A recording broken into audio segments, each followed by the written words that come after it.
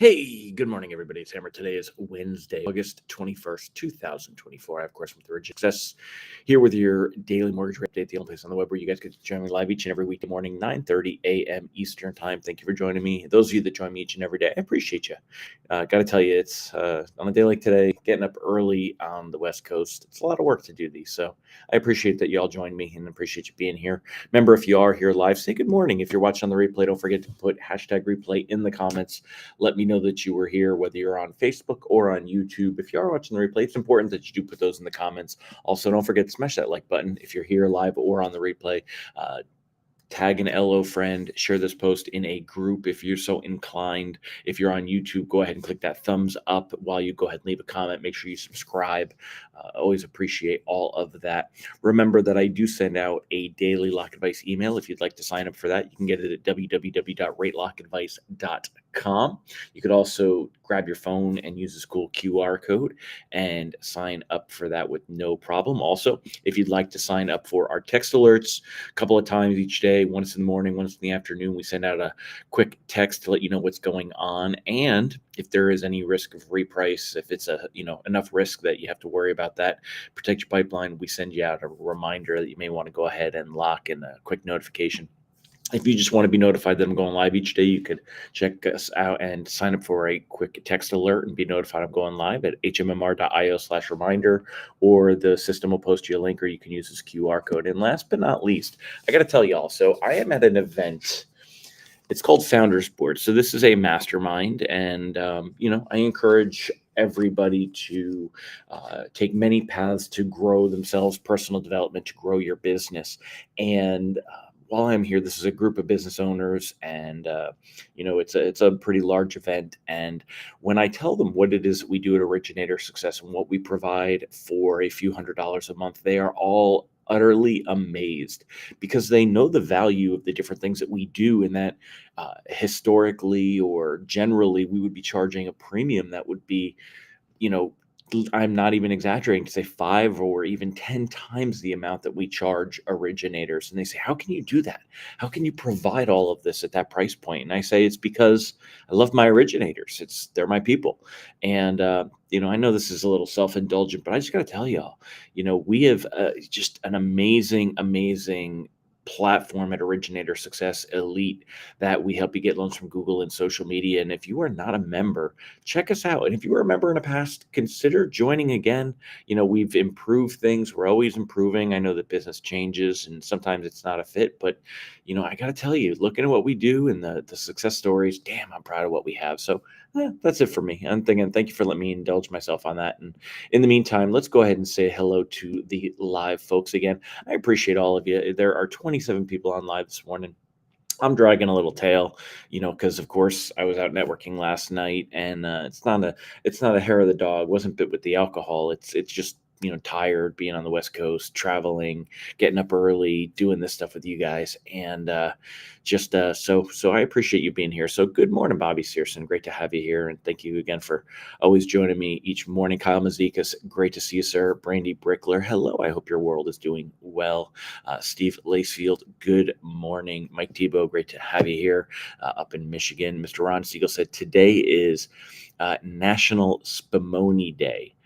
And how could you have missed out calling out National Radio Day yesterday? For those that don't know, Ron Siegel, a very intelligent, amazing man who also has his own radio show and has been doing so for a long time. And Ron, if anybody knows about how sometimes you just get tired of doing these things, even though you love doing them, you, my man, would know. So happy National Radio Day, a day late to you, my friend. So thanks for bringing it to our attention. Good morning, James Mahan, live on YouTube for the first time. Well, thank you, sir, and glad that is working out there. Krista Vota, Krista, I hope your world is well. And if things are well in your world, I would love to see you be a member again. Not a money grab, just because I know we helped your business, and I think you are a wonderful person. Good morning, Mr. Beefcake, Alan Christian. Great to have you here, sir. Hope you are doing well. Have you ridden that new bike yet, my friend? Alan, it has a beautiful, I think it's a GS 1200 trophy, right? Is that what you picked up? Oh, man. And we got to get together. So Megan Lindbergh, good morning. Dan Crowley, Candido, sir, up there in the Northeast. Good morning, man. Mike Morano, good morning, sir. Hope you are doing well, Michael Love. Yeah, Ron said, "Welcome to the early hour on the West Coast." Yeah, there's definitely some benefit to it, but I don't know that I'd have to go to bed a lot earlier than I did last night if I'm going to do this on a regular basis. Good morning, Deb Dickinson, Robert Bashirs, Krista. Thank you for tagging someone. Zell Rayleigh. Good morning. Um, Mike said he's waiting for the jobs number to come out to decide to lock or float. That's a great question. Let's talk about that. So, Ron, you had brought that up yesterday. Ron Siegel had talked about. So we're onto the real stuff now, y'all. So Ron Siegel and giddy up, Mr. Randy Teagle. And if I missed you, anybody, I apologize. It's great to have all of you here. Yeah, Krista, if you don't mind, do me a favor. Go to the website, go to originatorssuccess.com, click on the schedule a demo call. You'll hop on with Austin. So, I mean, if you want to chat with me, I'd love to chat with you too, but definitely hop on. And yeah, Ron, you nailed it, dude. This is the first time that I've heard so much conversation in the media about the Bureau of Labor Statistics and the revisions, and Goldman and JP Morgan both out with projections for revisions. And let me go ahead and let's do the it's not working properly, so we'll just do it this way. So yeah, you're absolutely right about that. When we look at the five things to start the day here with Bloomberg, they have the one of the prominent articles here. Big release of the day is a set of revisions to job figures in the year through March that could see up to 1 million positions vanish. Goldman Sachs, Wells Fargo economists predict or expect preliminary benchmark revisions to show payroll growth in the year through March at least 600,000 weaker than currently estimated. Now, I don't know if we'll see a strong reaction to this in the markets or an overreaction to it. Like we saw to the weaker jobs data. We've seen a lot of reactions, y'all, to anything that is labor market related recently.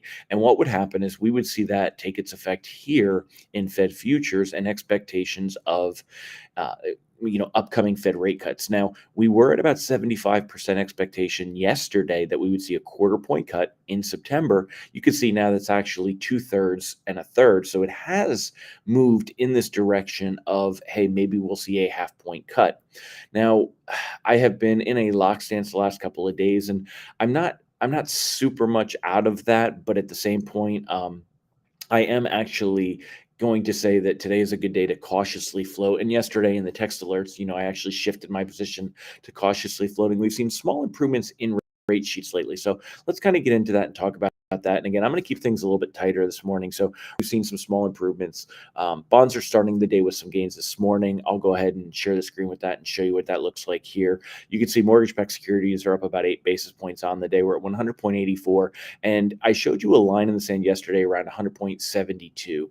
And we ended the day yesterday right around that mark, 100.74 for, that really is almost the exact same thing. It's within a couple of basis points counts because anyway, it just does. So this morning being up 8 basis points, I don't necessarily trust these gains, and we'll be watching these today because this 100.72 mark, I think that this is like a very strong technical level, kind of where we're at here in the 100.70-ish mark. And the fact that we're up above that this morning, are we going to see things continue to creep? Well, if we see this jobs data, like we talked about here, if we see these payroll revisions make this move, that is something. And like Ron pointed out, and I'll throw that back on the screen here. Like Ron pointed out, I mean, this is by far the biggest conversation that we've seen. Normally, this is a total non-event, something that they're just not talking about, but yet it's getting a lot of media attention this time around. And Ron also pointed out, the big question is the size.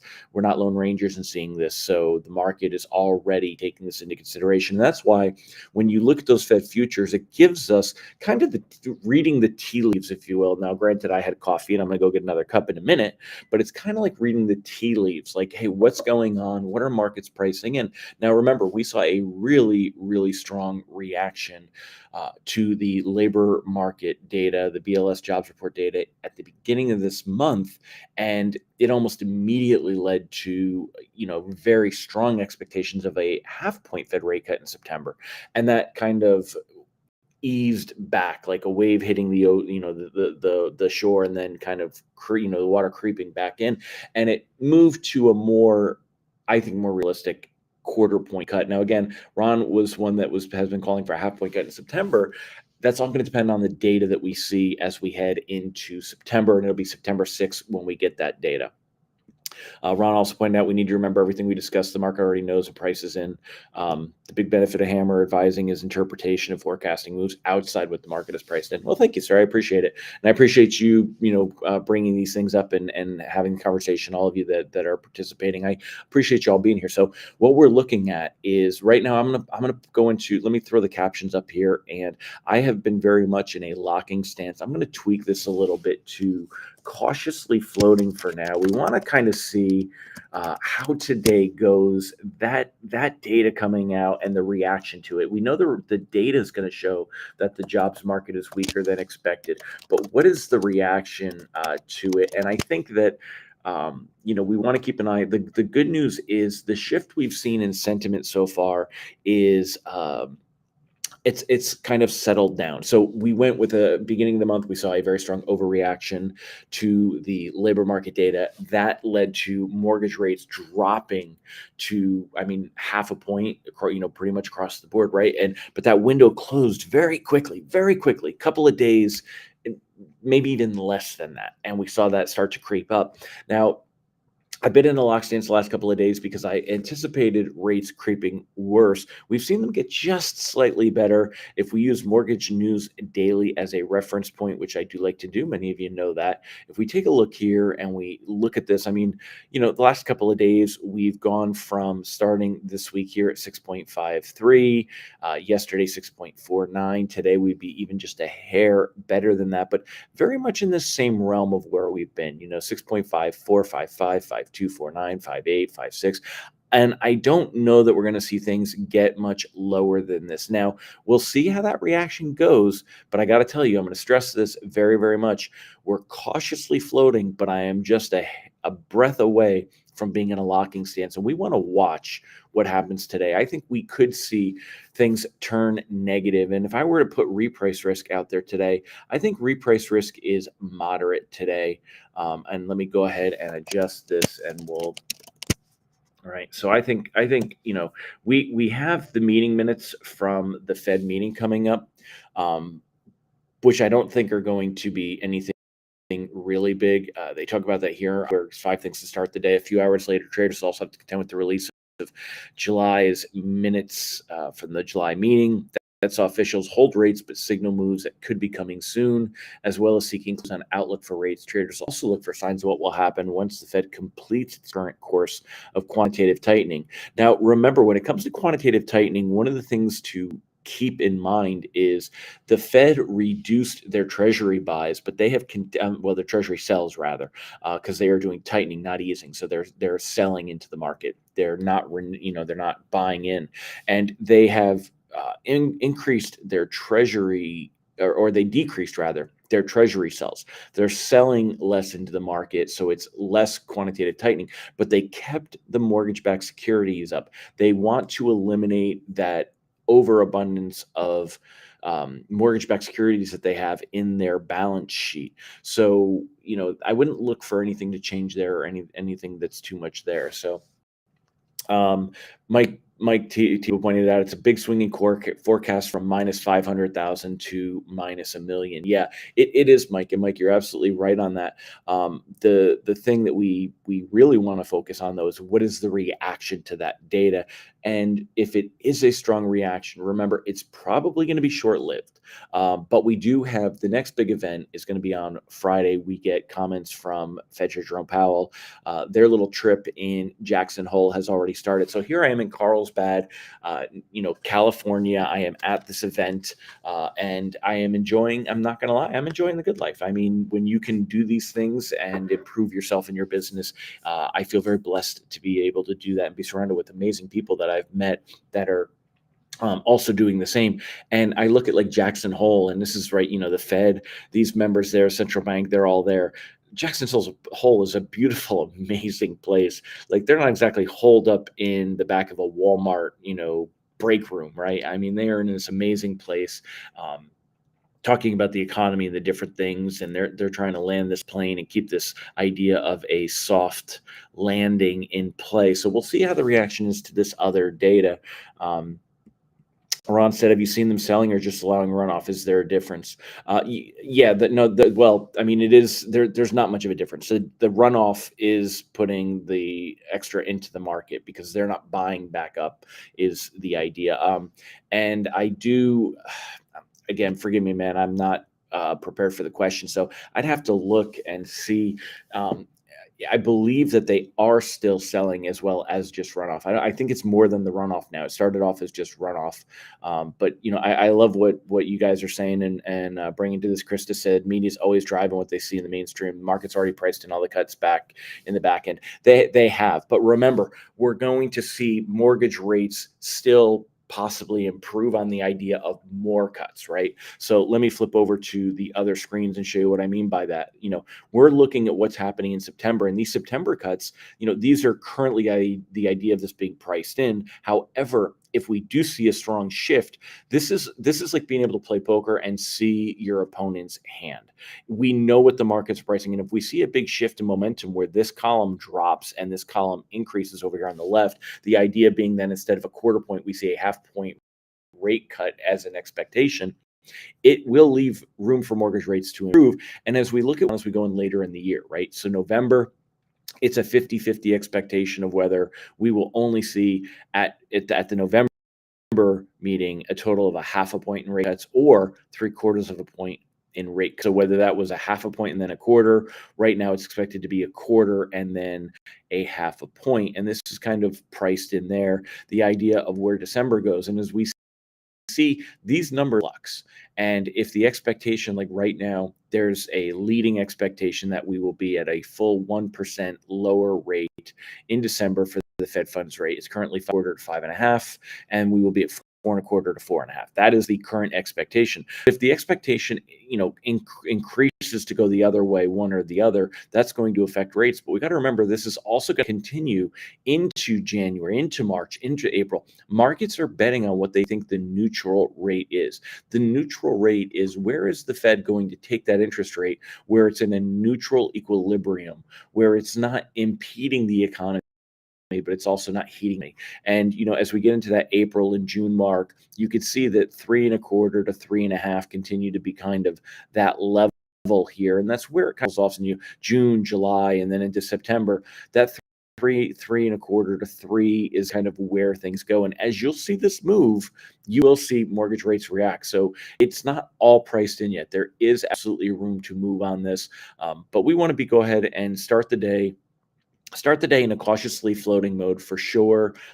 Let's see what happens. Let's see how that labor data comes in. Let's see how the reaction to it is. Let's see how the Fed meeting minutes come in. I don't think we're going to see a strong reaction to Fed meeting minutes. I don't think there's anything in there that markets are going to get very excited about or jump with or do anything with. So I don't think we have to worry about that. But so much for me keeping it short, my friends. How do I just sit and ramble for 19 minutes, and then even more so, how do y'all just sit and listen? So I appreciate that you do. Remember, you can join me live each and every day, 9:30 a.m. Eastern time. Tomorrow, I got to warn y'all though, I am getting up at the butt crack of dawn to grab a plane. I think I'm going to be on my first flight around 9 or 9:30, so I may not do a live tomorrow. If you don't see me, make sure you sign up for the text, and I'll warn you on text that I am, whether I'm going to do it or not do it. If I can't do it, you can get a live reminder at hmmr.io/reminder. If I'm not able to do my text or my live tomorrow, I'll send out a little bit more of a deeper text on what is going on.